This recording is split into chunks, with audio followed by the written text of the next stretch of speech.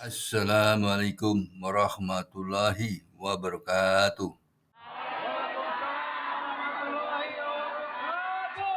Alhamdulillahilladzi faddala bani Adam bil ilmi ala jami'il alam.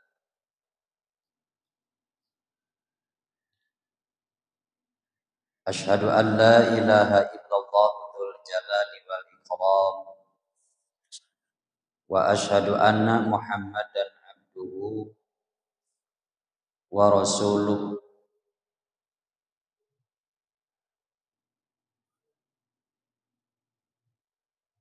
Allahumma salli wa sallim wa barik ala sayyidina Muhammad sayyidil arabi wal ajam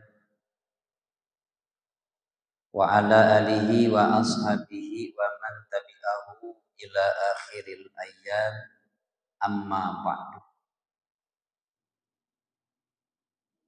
Hadratul mukarramun,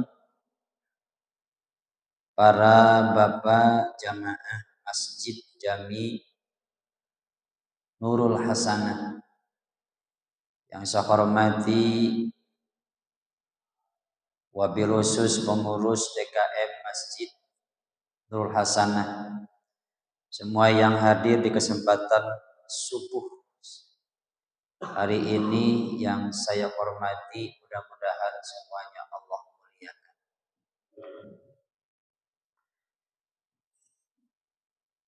Syukur alhamdulillah di kesempatan pagi ini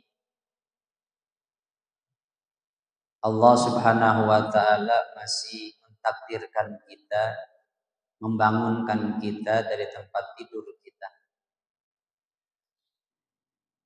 Dengan hidayah dan taufiknya, dengan izinnya pula bisa menggerakkan hati kita, menggerakkan kaki kita untuk bisa melangkahkan kaki ke masjid ini dalam rangka melaksanakan salah satu kewajiban yang harus kita penuhi,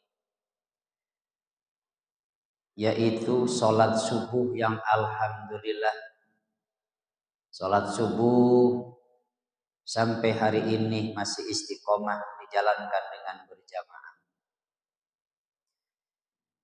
Kata Nabi, man sholat subha fi jama'atin kana lahu fi jimatillah. Barang siapa yang sholat subuh berjamaah, maka dia berada dalam tanggung jawab Allah. In ista'ujiko in muta dakhalal jannah. Kalau hidup Allah berikan rezeki, kalau meninggal Allah masukkan ke dalam surga. Maka mudah-mudahan dengan kumpulnya kita melaksanakan rutinitas yang merupakan kewajiban kita, sholat subuh dilanjutkan dengan mujakarah tentang ilmu pengetahuan agama, mudah-mudahan menjadikan wasilah, menjadikan asbab pertama seluruh dosa yang pernah kita perbuat, yang terasa ataupun yang tidak terasa, yang disengaja ataupun yang tidak sengaja, yang besar maupun yang kecil, yang tersembunyi ataupun terang-terangan, mudah-mudahan semuanya diampuni oleh Allah Subhanahu wa ta'ala. Sebab ada dosa yang dengan ikut ngaji semuanya hilang.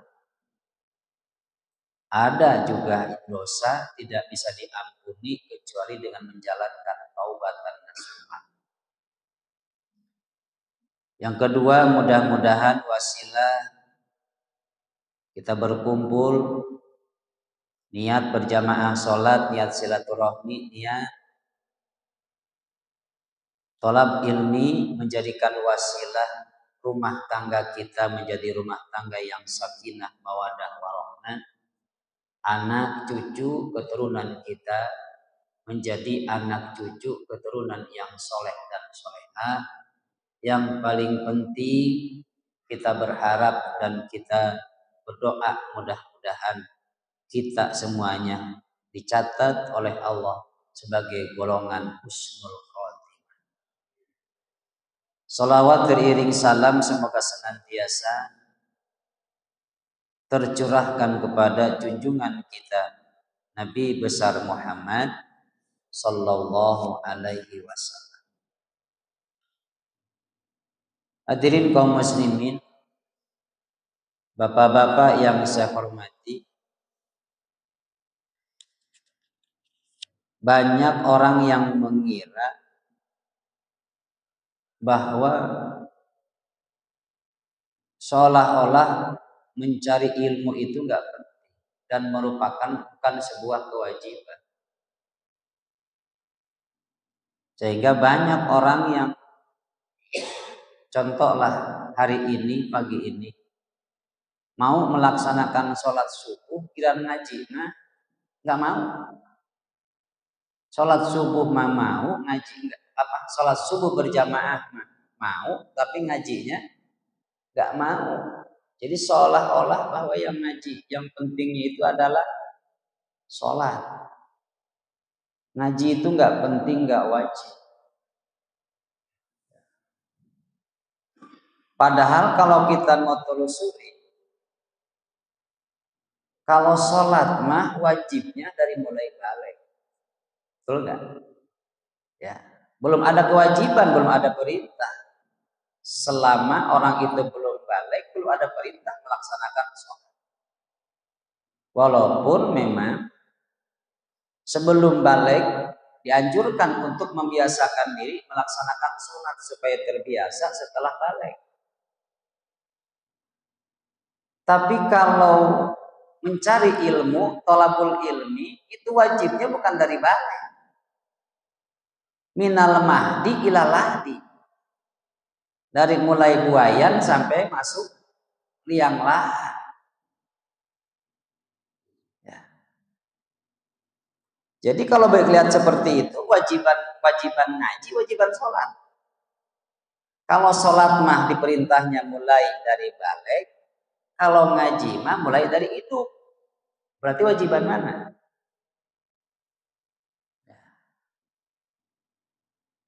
Sebab yang kedua, melaksanakan ibadah itu harus diserbukan, benarnya itu bukan kata kita, kata ilmu. Karena ilmu itu yang menunjukkan kepada amal. Dalilun alal amal. Melakukan ini karena kita tahu ilmunya ada. Kadang kita mani maaf. Benarnya itu kata kita. Contoh saya nih. Hukum kunut itu apa? Hukum kunut. Ini kayak tadi subuh tuh kunut hukumnya apa? Ya. Secara jumhur hukum kunut itu sunat. Sunat. Kalau sunat adalah sesuatu yang kalau dilakukan mendapatkan pahala, kalaupun tidak membatalkan sholat. Bagi siapa yang sunatnya kunut? Satu, bagi orang yang sholat sendiri. Kita sholat sendiri. Kita mau kunut silahkan, enggak kunut juga silahkan. Sendiri. Ya.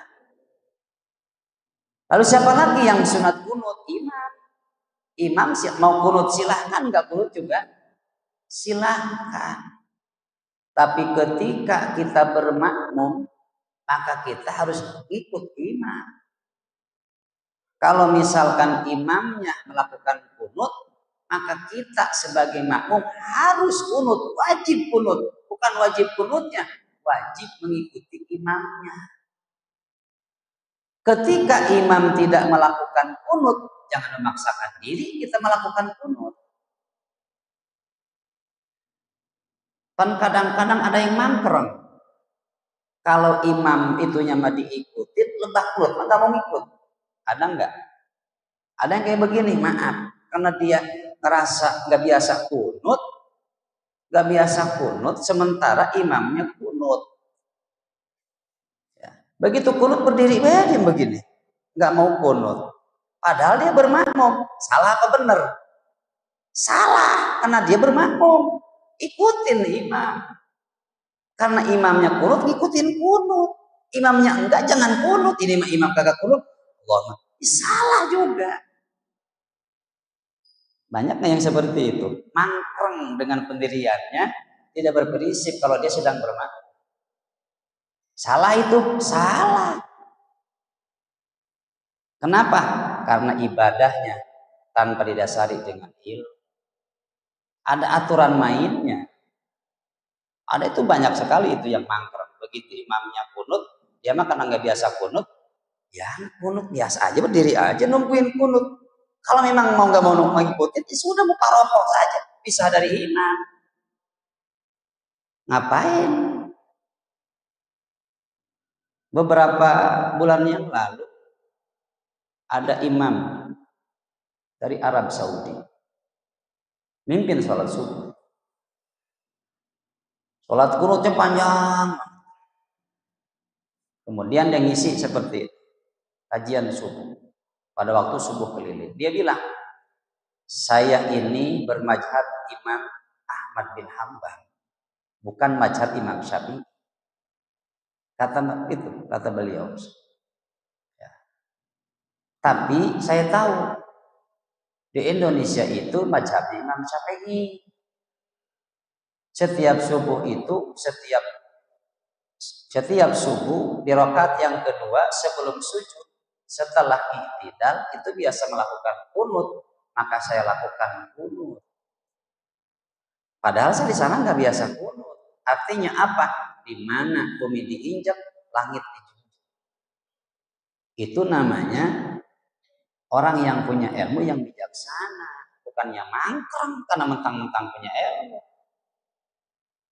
Saya misalkan, ya, waktu hamka saja kan, ya, ketika dari NU datang karena biasa hamka datang di wilayah saya kunut, ya kunut. Ketika orang NU datang di wilayah yang gak biasa kunut, enggak kunut. Itu. Cuman ini masalahnya bukan masalah bagi imam, adalah bagi makmum. Ketika imam memang melakukan kunut, lakukan kunut bagi si makmum, wajib ikutnya. Kalau memang nggak mau kunut, ya sudah mufaraqah, pisah dari imam. Itu aturan fikih. Itu aturan fikih. Jadi kadang-kadang kita melaksanakan ibadah bukan benar kata-kata agama, tapi benarnya kata kita sendiri itu yang salah. Ya. Nah inilah pentingnya kita mencari ilmu. Ya. Karena 3 ilmu yang harus kita cari, yang wajib kita cari. Yang lainnya tergantung kebutuhan. Ya. Pertama ilmu tauhid, ilmu ketuhanan. Bagaimana kita sebagai makhluk mengenal Sang Pencipta. Namanya ilmu tauhid. Ya. Jadi kita sebagai makhluk harus tahu siapa yang menciptakan kita. Harus kenal, bukan cuma tahu, kenal. Makrifat, mengetahui. Satu. Yang kedua adalah ilmu fikih, ilmu aturan ibadah. Ibadah itu diatur ibadah.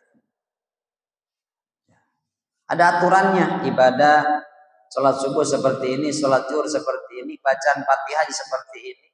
Semuanya diatur dalam fikih. Fatihahnya seperti ini, kalau enggak tidak memenuhi syarat, kalau enggak memenuhi syarat berarti enggak baca Fatihah, kalau enggak baca Fatihah berarti enggak sholat, kalau enggak sholat tetap aja dosa. Gitu. Ya, kan kita kadang-kadang bacaan Fatihah enggak pernah belajar Fatihah, menganggap Fatihah itu kita benar. Enggak pernah belajar bacaan surat Al-Fatihah, tapi kadang menganggap bacaan Fatihah kita benar-benarnya kata siapa? Pertanyaannya. Di rumah itu rata-rata bapak-bapak nih, saya suka ngaji Pak. Malam Selasa dengan malam Rebo itu ngaji Quran. Ada yang 4 tahun ini baru kelar Iqra-nya. Sampai sekarang Fatihahnya itu enggak pernah lulus.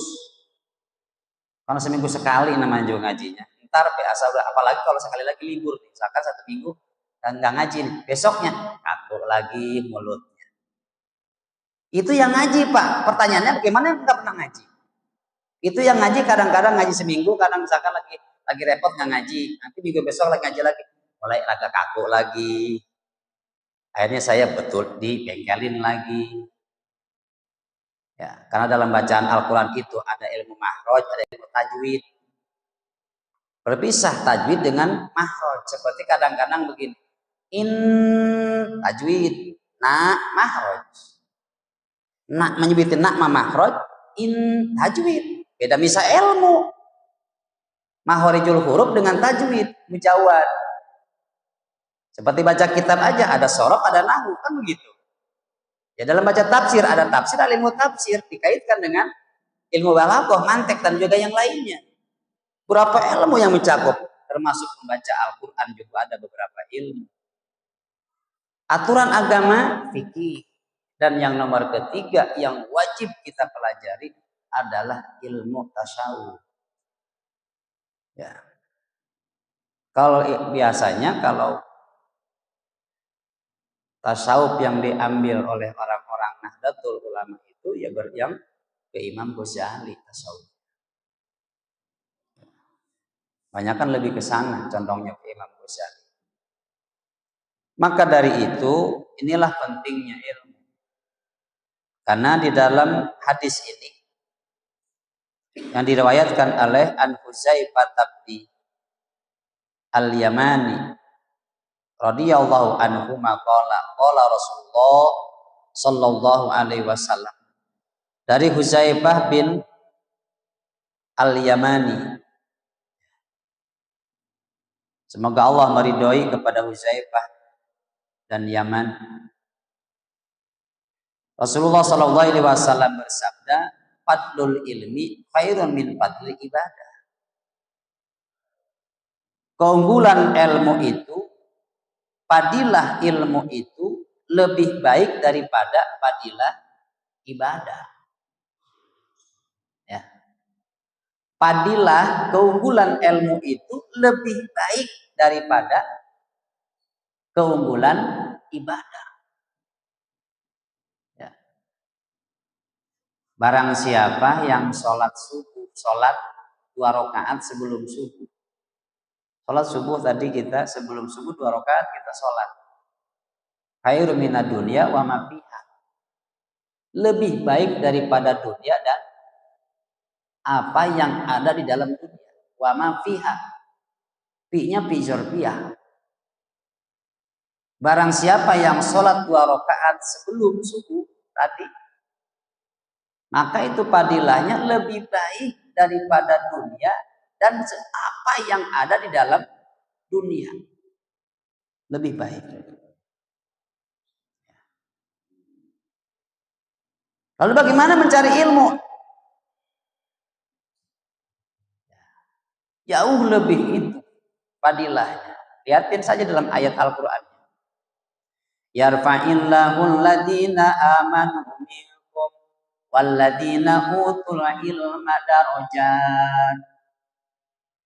Yarfa'illahul ladina amanu minkum. Allah akan mengangkat derajat alladina amanu minkum, orang yang beriman di antara kalian. Walladina utul ilma, dan orang-orang yang memiliki ilmu apa? Darajatun, beberapa derajat. Jadi ada orang yang melakukan ibadah dengan orang yang punya ilmu itu jauh derajatnya. Darajatnya juga kalimatnya jamak. Bukan cuma 1 derajat, beberapa derajat. Itu.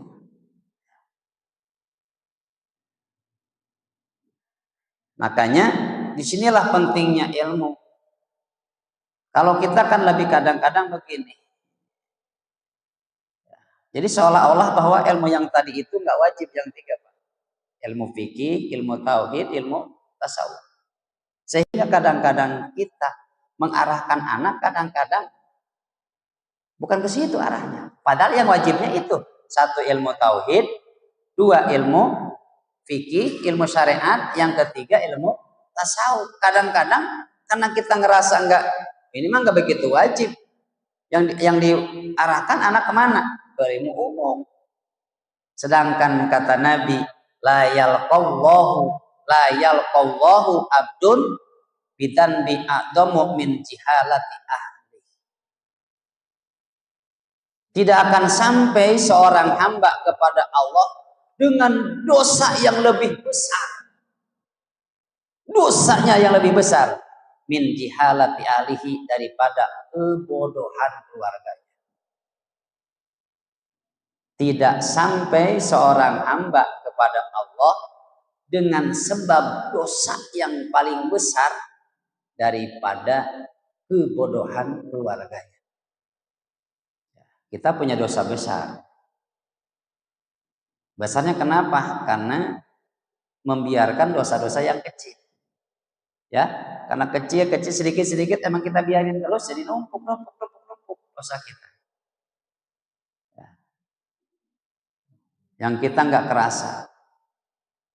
Tapi ada yang lebih besar lagi daripada itu. Apa? Membiarkan keluarga kita bodoh dalam soal agama.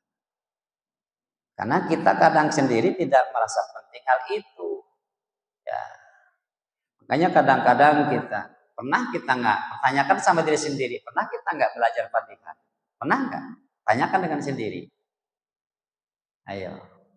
Lalu kalau nggak pernah belajar, siapa yang mengatakan bacaan kita benar, bacaan Fatihah kita? Kalau kita nggak pernah belajar. Sementara dalam Al-Quran itu Pak harus talaki sanad. Ya, talaki. Jadi nggak bisa kalau belajar Al-Quran 2 orang misalkan, itu nggak talaki namanya. Harus satu begini berhadapan, sini satu begini satu berhadapan. Itu namanya talaki, menyambungkan. Nggak bisa, apalagi ngajinya bareng-bareng dari jauh satu. Enggak, itu namanya nggak talaki. Ya, nggak talaki. Makanya itu yang paling cepat dalam ilmu pesantren itu Pak, itu talaki, sorogan namanya satu-satu Pak. Ini satu sorogan, cepat banget. Makanya selalu menyarankan kepada orang tua yang mau mondok, kalau laporan cari pesantren yang ada sorogannya, sebab itu langkah paling cepat. Yang kedua, cari pesantren yang ada sorogan Al-Qur'annya, karena kalau sorogan pasti satu-satu. Kalau enggak, nihil harapan kita Pak mondokin anak. Banyak orang yang mondok sampai 6 tahun, hebat banget mondok, begitu dites Al-Qur'annya hancur. Kenapa? Enggak ada sorogan Al-Qur'an. Ya, karena kita kadang-kadang suka sok tahu. Tentang kita tahu di Google Map, kita lihat aja. Wah, ini cakep nih, pondoknya enak, ada liftnya, makannya enak. Ya bukan perkara itunya. Ya, hati-hati. Nah, ini pentingnya ilmu. Khususnya kepada buat anak-anak kita, dan kita pun juga merasakan. Sekarang kita sudah tua, belajar mahal saja susah Pak. Ya. Berapa itu? Udah berapa tahun dari 2005 Pak? Ajarin ibu-ibu, ngajarin bapak-bapak. Kalau ibu-ibu, bapak hari Senin dari 1:30, hari Kamis, bapak-bapak malam Selasa, malam Jumat. Bapak-bapak mulai jam berapa? Jam 10 malam baru mulai ngaji. Selesai jam berapa? Jam 12. Jam 12 malam. Malam Selasa dengan malam Jumat. Ya makanya seringkali saya kalau misalkan malam Selasa, malam Jumat seringkali menolak. Kenapa? Punya kewajiban itu. Ya. Belajar Fatihah. Sehingga dengan begitu belajar Fatihah, minimal begini bacaan Fatihah. Ketika orang lain bacanya begini, dia salah bacaannya. Jadi tahu salahnya bukan karena apa? Bukan karena pribadi, tapi karena pengetahuan ilmu. Ya. Tuh. Inilah. Jadi keunggulan ilmu itu lebih baik daripada keunggulan ibadah. Ini banyak hadis-hadis yang menjelaskan tentang masalah perkara ilmu. Banyak sekali. Salah satu misalkan contoh lagi dari Abi Hurairah radhiyallahu anhu anna Rasulullah sallallahu alaihi wasallam qala wa man salaka tariqan yaltamisu bihi ilman sahalallahu lahu bihi tariqan ilal jannah. Barang siapa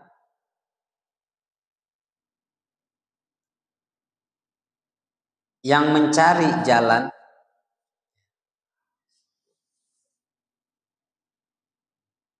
berjalan yang tujuannya adalah fihi ilman, yang tujuan perjalanannya itu adalah ilmu.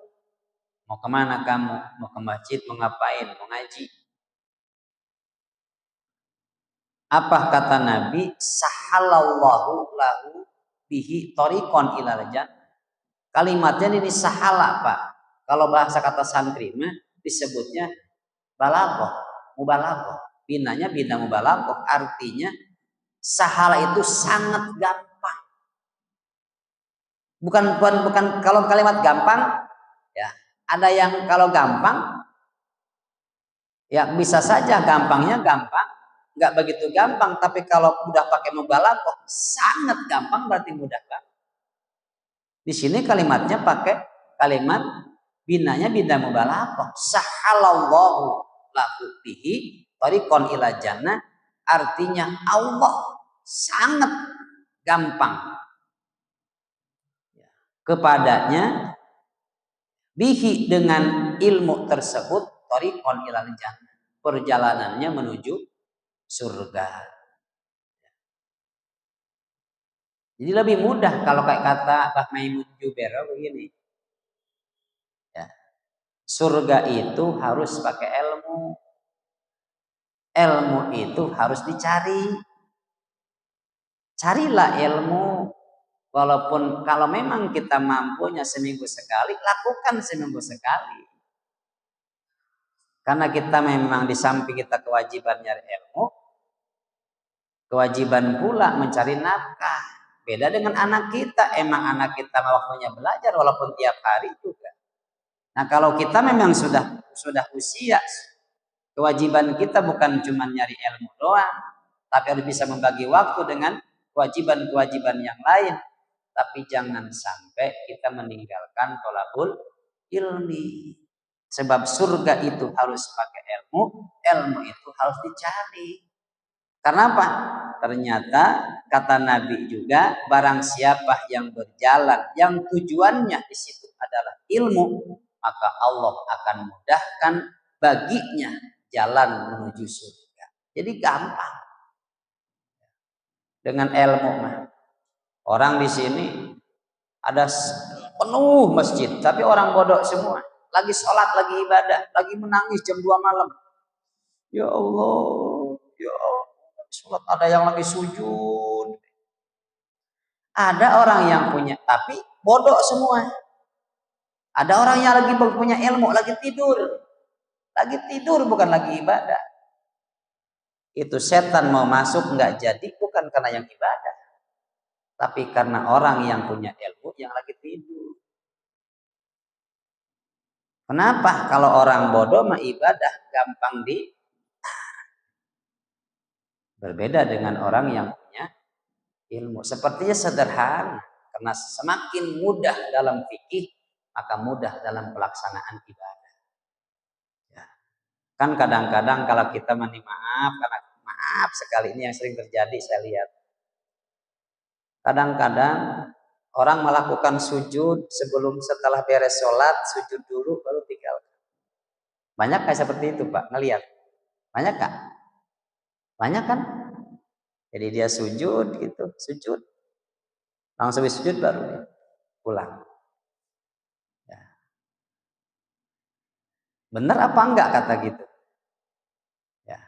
Lalu ketika kadang-kadang orang melakukan sujud syukur di tengah lapang, wah, sujud. Begitu pagi kebagian langsung sujud. Padahal dia nggak punya wudhu, nggak punya apa. Apakah ada orang yang menyalahkan? Tidak. Pertanyaannya benarnya kata siapa? Kan begitu. Sedangkan di dalam aturan agama, Pak, maaf, hukumnya haram melakukan sujud tanpa ada sebab. Hukumnya haram. Kalau tidak ada sebab. Di Fathul Mu'in ya. Haram melakukan sujud tanpa ada sebab. Satu sebabnya apa? Lagi sholat. Kalau sholat wajib sujud. Enggak sujud malah batal sholatnya. Ya. Yang kedua karena mendengar ayat perintah sujud. Wasjudu waqtarib, disunatkan tuh sujud. Ketika kita mendengar atau membaca ayat tersebut. Ya. Atau kita sujud disunatkanlah pula ketika melakukan sujud apa? Mendapatkan anugerah yang di luar dugaan kita. Sujud syukur. Tapi semua sujud itu harus punya wudu. Sholat harus punya wudu. Ya kan? Ada lagi sujud sahwi, pengganti daripada kunut. Kalau kita nggak kunut dianjurkan sujud sahwi di dalam sholat.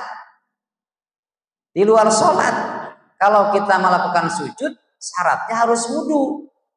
Yang namanya wudu haram melakukan, hukumnya haram melakukan sujud syukur, hukumnya haram. Bagi orang yang tidak melakukannya wudu. Entah pertanyaan kita, kalau di lapangan lagi main bola, kira-kira punya wudu apa enggak? Kan enggak, sujud syukur, sujud syukur. Tujuannya mah syukur. Ternyata agama mengharamkan. Tidak boleh melakukan sujud kalau enggak punya wudu. Ya. Lalu bagaimana kalau sujud enggak ada sebab? Ya enggak boleh. Enggak boleh. Emang hukumnya haram melakukan sujud tanpa ada sebab. Jadi sebabnya itu pertama karena sholat, dua karena lupa tidak melakukan kunut, tiga mendengar atau membaca bacaan yang di dalamnya ada perintah sujud, yang ketiga, yang keempat ada anugerah yang di luar dugaan yang membuat kita bahagia, disebutnya sujud syukur. Selain daripada itu nggak boleh. Ya, memang ada hadis yang mengatakan orang yang paling dekat dengan Allah itu adalah hamba yang sedang sujud. Itu hadisnya, dasar hukumnya. Ya. Ada hadis seperti itu. Akhirnya asal cukup sujud, udah pulang bangun, pergi. Pertanyaannya benarnya kata siapa? Itu. Nah ini ya, makanya kita pentingnya ngaji itu seperti itu. Mencari ilmu agama itu seperti itu. Jangan sampai kita melaksanakan ibadah itu benarnya itu adalah kata kita, tapi memang kata aturan-aturan agama. Ya. Kalau masalah mazhab mah ya banyak. Cuman umumnya di Indonesia itu bermazhab Imam Syafi'i. Kita ngikutin Imam Syafi'i. Karena kadang-kadang kita benarnya menurut fikih. Contoh saja Pak begini, maaf. Contoh dalam ini, dalam tayamum aja. Ya. Perbedaan mazhab sedikit adalah al-ikhtilafu rahmat.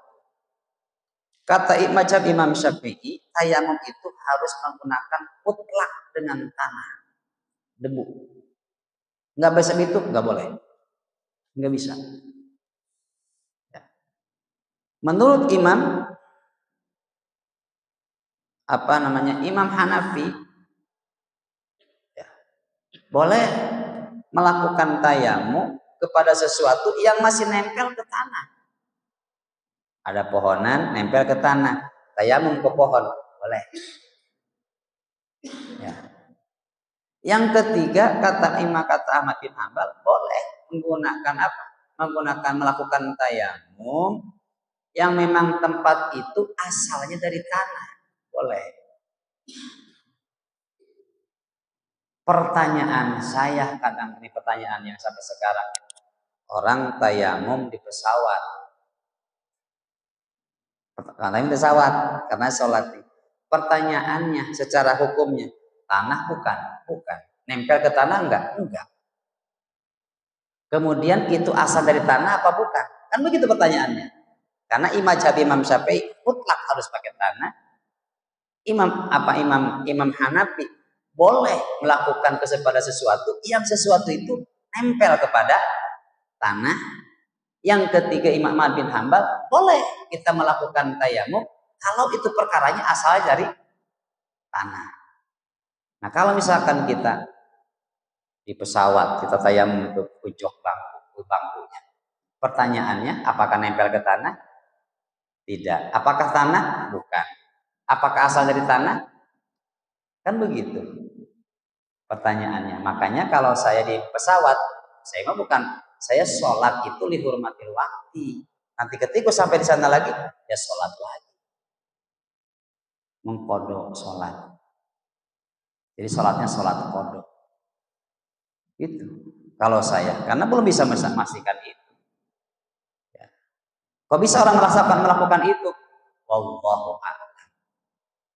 Nah, itu. Kecuali sifatnya darurat.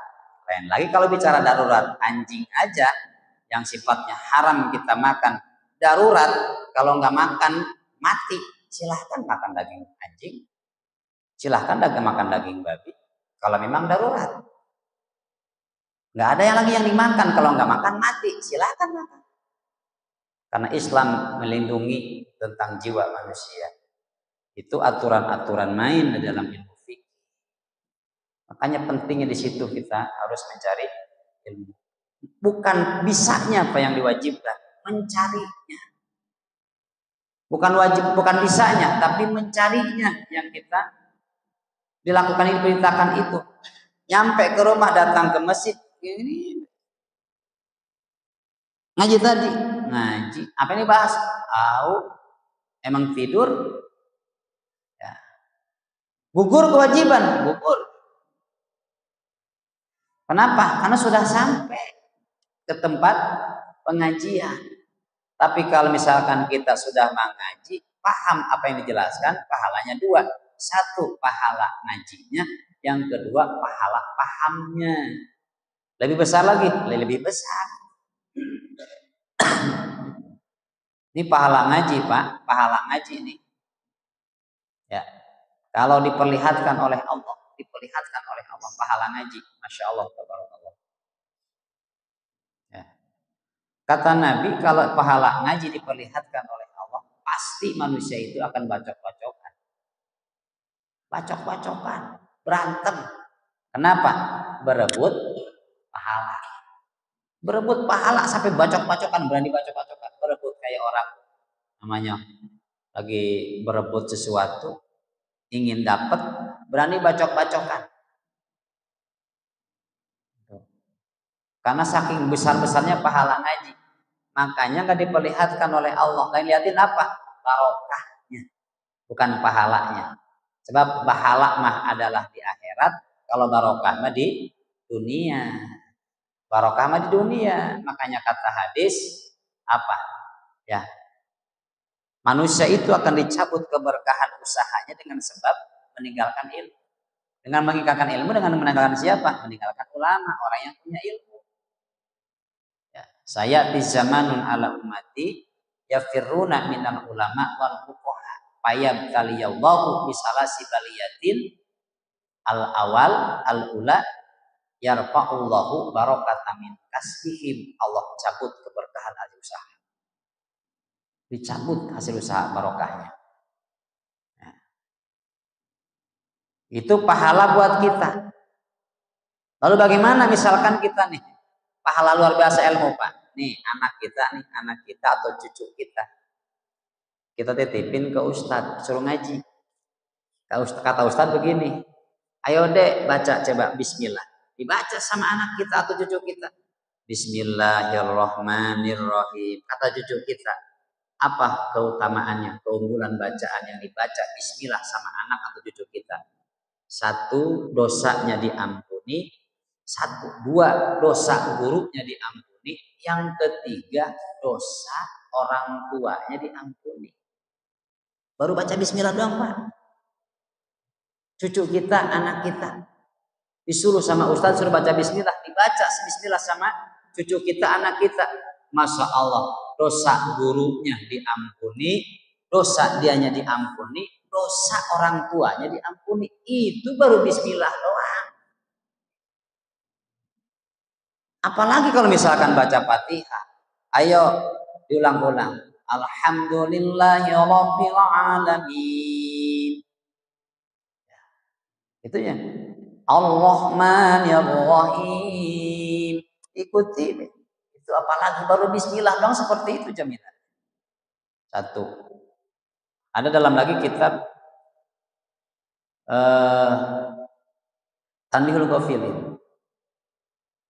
Ada seorang kakek-kakek gak pernah melaksanakan ibadah, maksiat selama hidupnya.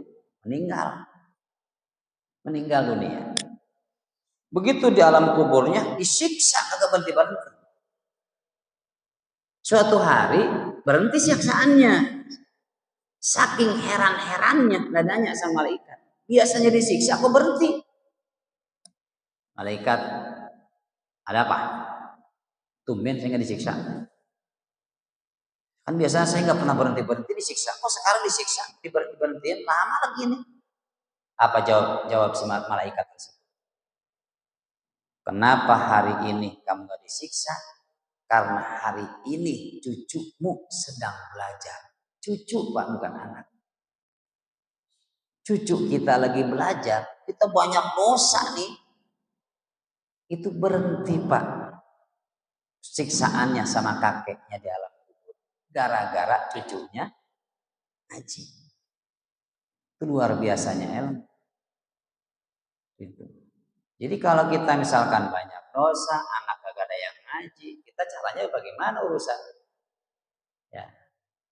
Ya kita masih bersyukur Pak. Kalau misalkan anak kita masih mau mondok tinggal di pesantren. Kita nyari duit. Kita nyari duitnya. Masih syukur tuh. Kenapa? Yang namanya santri, Bapak, jangankan ngajinya, beraknya aja udah ibadah. Namanya tempatnya tempat, udah tempatnya tempat wakaf di pesantren. Gitu. Namanya juga di pesantren kan gitu.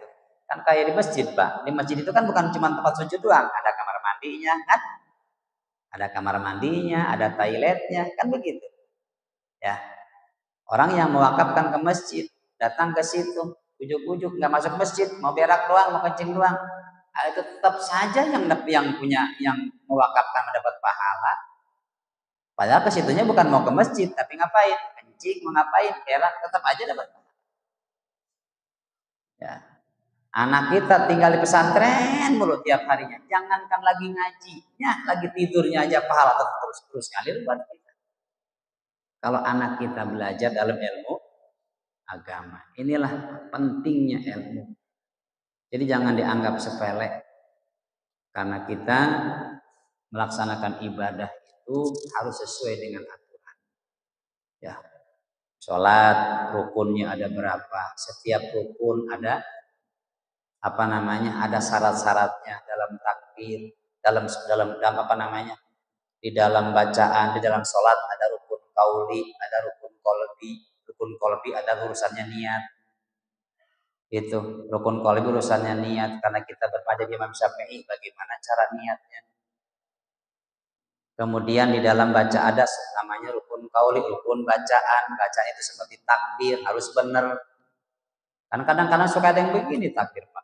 Allahu Akbar, bukan Allahu Akbar, wah. Ya, satu qauli, kedua apa? Fatihah. Yang ketiga apa? Tahiyat. At-tahiyatul mubarakatus sholawatut thayyibatut.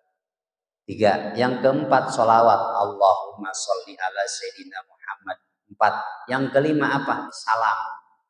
Salam ada yang begini Pak. Assalamualaikum warahmatullahi. Assalamualaikum warahmatullahi. Benar apa salah? Ya salah. Kenapa? Salam itu harus ada alif lamnya. Assalamualaikum warahmatullahi. Assalamualaikum warahmatullahi. Coba hilang saja. Assalamualaikum warahmatullahi. Assalamualaikum warahmatullahi. Salah? Ya salah. Gitu. Pentingnya ilmu bagi kita karena keunggulan ilmu itu khairun min fadlil ibadah. Lebih baik daripada keutamaan melakukan ibadah. Kita sampai tahajud mah kita ngantuk-ngantuk, kita perjuangkan ngantuk-ngantuk juga. Begini sholatnya.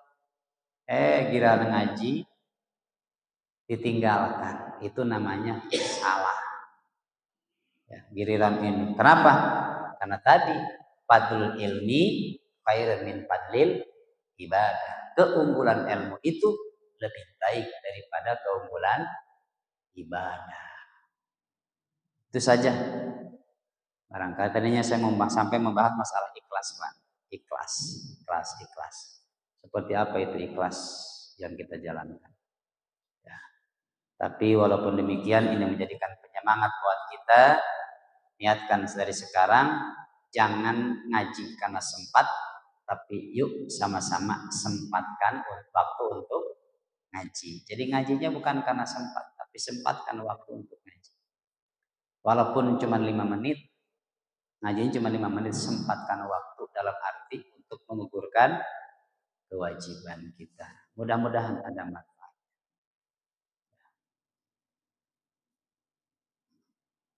Nggak ada sisi pertanyaan ya? Nggak ada? Hah? Ada? Kalau mau nanya silahkan.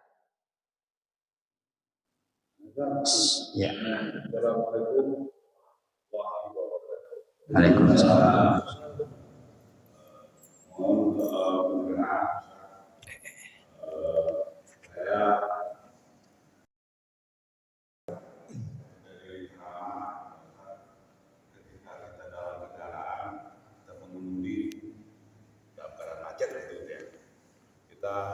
Untuk menghormati waktu ada waktu sholat maghrib atau asar atau waktu sholat kita menghormati waktu untuk melaksanakan sholat. Tadinya tentunya bertayamum atau masih berwudu. Pertanyaan saya, ketika kita sedang melaksanakan sholat menghormati waktu tersebut, Allahu Akbar, kita tahu di depan jalan kita masukin gigi, pegang setir, sah gitu kan? Iya. Ada satu tadi poin pertama kan tadi, kalau misalkan di kendaraan mungkin lebih gampang Pak ya. Pertama tanahnya ada. Kalau bukan melakukan tayamum nih, ya. Kalau di kendaraan, artinya kalau misalkan kita berhenti dulu, kita melakukan tayamum, ada beberapa poin. Pertama, kalau misalkan menggunakan tanah juga ada. Kepada sesuatu yang nempel, karena perkara itu nempel ke tanah juga ada. Pohon-pohonan kan nempel ke tanah, ada. Kan begitu. Ya, itu ada. Ya. Pertanyaannya kan tadi, anggaplah kita ini sholat. Ya, tujuannya adalah untuk menghormati waktu. Karena sekalipun niatnya untuk menghormati waktu, ketentuan dalam syarat dalam ibadah itu harus bersuci. Sucinya adalah dari hadas kecil dan hadas besar. Hadas kecil hilangnya dengan wudu. Wudu nggak bisa, adanya air. Kan ketentuan mencari air juga ada aturan lagi. Ini benar nggak ada air? Ada, cuman di bawah masih bisa kejangkau enggak? Kan terus pertanyaan hukum itu ada. Itu pertanyaan masalah tayamum atau tidaknya. Anggaplah ini enggak ada, kita nggak nemu. Adanya cuman ini, lakukan tayamum. Nah, sholat, kita melakukan sholat. Yang jadi pertanyaan, kan sholat itu nggak boleh gerak, gitu kan? Nggak boleh gerak. Bagaimana kita yang namanya juga supir gerak-gerakan, tok, gitu. Nah, lakukan itu juga bisa membatalkan sholat juga. Gitu, membatalkan sholat. Karena gerak 3 kali berturut-turut. Ya, contoh saja apa? Ini yang terjadi begini. Banyak orang dalam salam. Kalau sholat sendiri nggak masalah, bodo amat. Sholat sendiri. Ya, suka yang banyak yang begini. Ya. Nyodok imam. Itu dong nyodok imam. Apalagi itu segolok cuma ya. Itu udah luar biasa ini.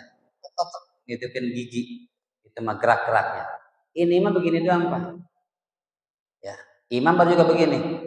Assalamualaikum warahmatullahi. Kita udah nyodok Pak. Assalamualaikum warahmatullahi wabarakatuh. Batal, batal itu. Banyak nggak yang gitu? Banyak nggak? Tungguin dulu sampai 2 kali salam. Imam udah Assalamualaikum warahmatullahi. Assalamualaikum warahmatullahi. Baru kita Assalamualaikum warahmatullahi. Assalamualaikum. Sudah beres 2 kali imam salam baru kita salam. Makanya disunatkan, dianjurkan bagi imam salam pertama dengan salam yang kedua itu dipercepat. Kenapa? Takut ada makmum yang mendahului. Faktanya banyak. Imam belum selesai disodok sama makmum. Batal sholatnya, batal. Itu banyak enggak? Banyak. Sepele, apalagi ini. Itu aja ukurannya. Itu makanya ibadah pakai ilmu itu seperti itu. Jadi benarnya itu bukan kata kita tapi kata agama.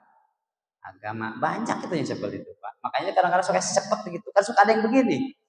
Assalamualaikum warahmatullahi. Assalamualaikum warahmatullahi. Kita lagi buru-buru kan kesel banget ya. Bikin apa lagi? Ya Allah. Nih aturan fikih Pak, maaf. Baca tasbih ketika ruku, contoh sujud atau ruku. Paling sedikit kan 1. Subhana rabbiyal azimi wa bihamdi. Atau dalam apa? Dalam sujud subhana rabbiyal a'la. Paling sedikit 1. Nah, paling banyak 3. Bagaimana bagi si imam? Berapa yang dia harus lakukan? Paling sedikit 1. Kalau 3, ridho kagak ridho itu makmum, silahkan lakukan. Imamnya kagak ridho, tetap boleh dilakukan oleh imam. Kalau cuma 3. Tapi kalau lebih daripada 3 ditambah dengan bacaan yang lain harus izin sama makmum. Pak, saya ini baca tasbihnya mau 5 kali, bagaimana? Gak boleh, jangan maksain. Ada aturannya. Tapi kalau 3 balik nih, subhana rabbiyal a'la wa bihamdi subhana rabbiyal a'la wa bihamdi subhana rabbiyal a'la wa bihamdi. Ridho kagak ridho si makmum itu boleh dilakukan oleh imam. Lebih daripada 3 harus nanya imam, harus nanya makmum. Ridho apa enggak? Kalau enggak ridho jangan maksain. Itu imam. Makanya kata Nabi, di mana-mana kamu jadi imam, falyukhafif enteng. Jangan mentang-mentang jadi imam, pertama baca Yasin. Yasin wal Qur'anil Hakim, innaka laminal mursalin ala siratim mustaqim. Ya makmum mengikut Pak. Lebah itu mengikut man besok kapok. Itu. Jadi harus tahu posisinya. Ya, kecuali memang udah masyhur. Seperti itu Pak. Ya, gambaran. Ada lagi pertanyaan? Kalau nggak ada, wayahnya sarapan ini kayaknya. Mudah-mudahan ada manfaatnya Pak Bapak. Mohon maaf ya. Itu kadang-kadang kenapa saya sampaikan ini? Karena saya suka melihat. Kasihan kita melakukan ibadah harus tanpa didasari dengan ilmu. Makanya 3 hal harus kita pelajari di sini. 1 adalah ilmu tauhid, yang kedua ilmu fikih, yang ketiga ilmu tasawuf. Ya, itu yang paling penting yang wajib kita pelajari. Tinggal menyusun. Fikihnya kapan, tauhidnya kapan, tasawufnya kapan. Silahkan. Guru banyak. Guru yang mana yang kita sukai, silahkan. Yang penting 3 ini harus kita pelajari. Mudah-mudahan kita semuanya, ibadah-ibadah kita semuanya sampai hari ini diterima oleh Allah Subhanahu wa Ta'ala, walaupun kemampuan pengetahuan ilmu kita tidak seberapa. Ya. Astaghfirullah Rabbal baraya. Astaghfirullah minal khotoya. Astaghfirullah Rabbal baraya. Astaghfirullah minal khotoya. Rabbana ighfir lana wali walidina. Rabbana ighfir lana wali walidina. Rabbana ighfir lana wali walidina. Rabbana ighfir lana wali walidina. Allahumma anfa'na bima 'allamtana wa 'allimna ma yanfa'una wa zidna ilma yanfa'una. Tawassalna bi ta'allumi, tawassalna bi ta'limi, antarzuqanal wasi'ah wa antarzuqanal amanah. Rabbana atina fid dunya hasanah wa fil akhirati hasanah wa qina adzabannar.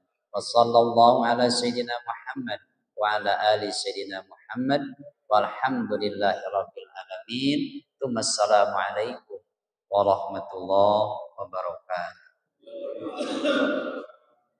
Sallallahu ala Muhammad